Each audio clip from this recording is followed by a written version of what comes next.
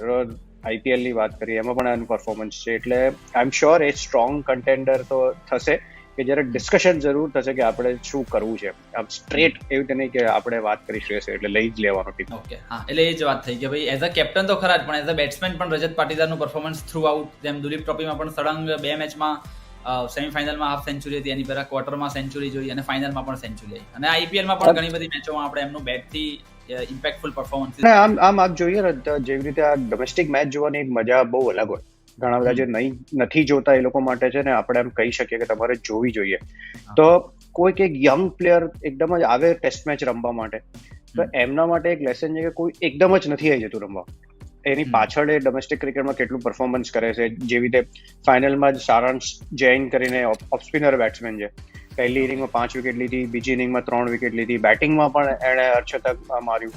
એટલે આવા બહુ જ બધા પ્લેયર. યશ રાઠોડ જે મેન ઓફ ધ મેચ રહ્યો, એણે 194 રન કર્યા હતા.